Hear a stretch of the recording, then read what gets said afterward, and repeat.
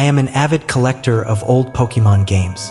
I even collect bootleg games like Pokemon Diamond and Jade, Chaos Black, etc. It's amazing how often you can find these games being sold secondhand at pawn shops, Goodwill, flea markets, and such.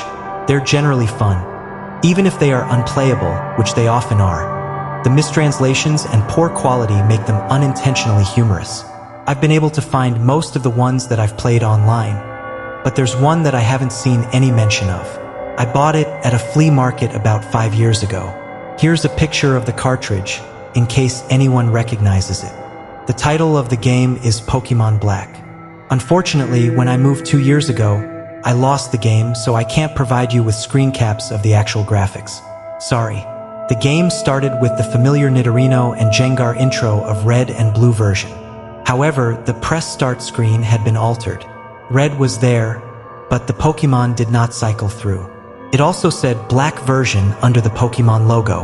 Upon selecting New Game, the game started the Professor Oak speech, and it quickly became evident that the game was essentially Pokemon Red version. After selecting your starter, if you looked at your Pokemon, you had in addition to Bulbasaur, Charmander, or Squirtle another Pokemon, Ghost. The Pokemon was level 1.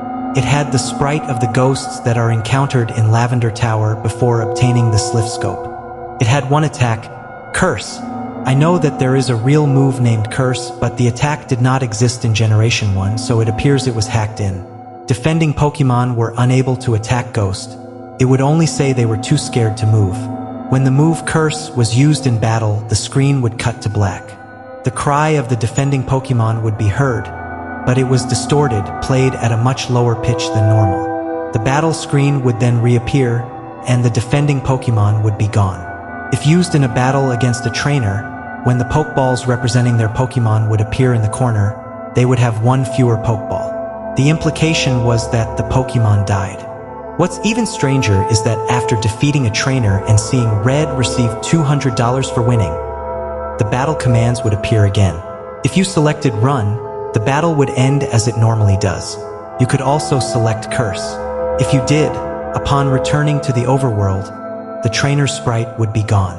After leaving and re-entering the area, the spot where the trainer had been would be replaced with a tombstone like the ones at Lavender Tower. The move Curse was not usable in all instances. It would fail against ghost Pokemon.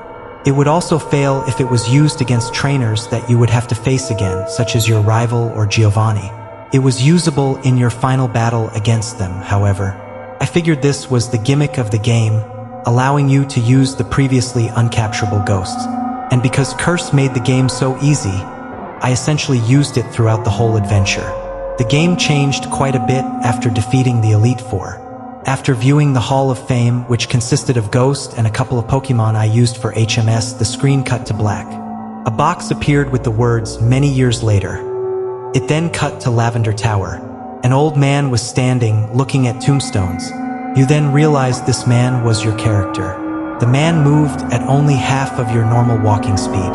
You no longer had any Pokemon with you, not even Ghost, who up to this point had been impossible to remove from your party through depositing in the PC. The overworld was entirely empty. There were no people at all. There were still the tombstones of the trainers that you used Curse on, however.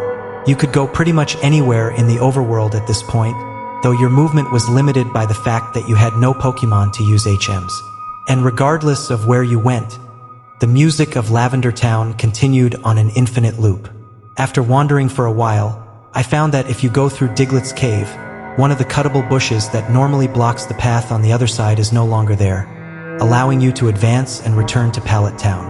Upon entering your house and going to the exact tile where you start the game, the screen would cut to black.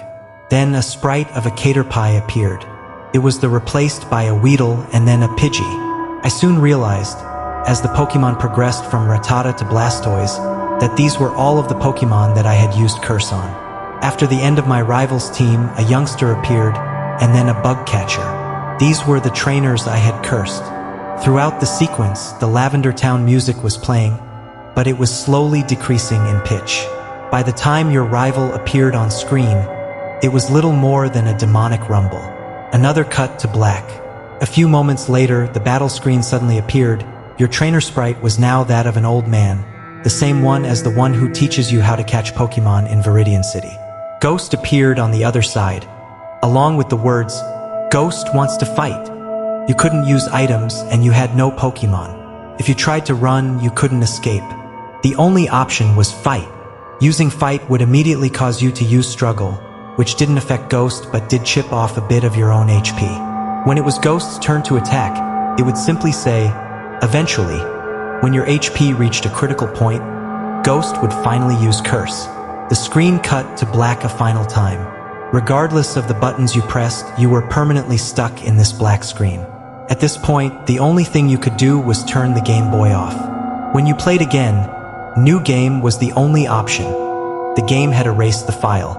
I played through this hacked game many times, and every time the game ended with this sequence. Several times I didn't use Ghost at all, though he was impossible to remove from the party. In these cases, it did not show any Pokemon or trainers and simply cut to the climactic battle with Ghost. I'm not sure what the motives were behind the creator of this hack. It wasn't widely distributed, so it was presumably not for monetary gain. It was very well done for a bootleg. It seems he was trying to convey a message, though it seems I am the sole receiver of this message. I'm not entirely sure what it was. The inevitability of death? The pointlessness of it? Perhaps he was simply trying to morbidly inject death and darkness into a children's game. Regardless, this children's game has made me think, and it has made me cry.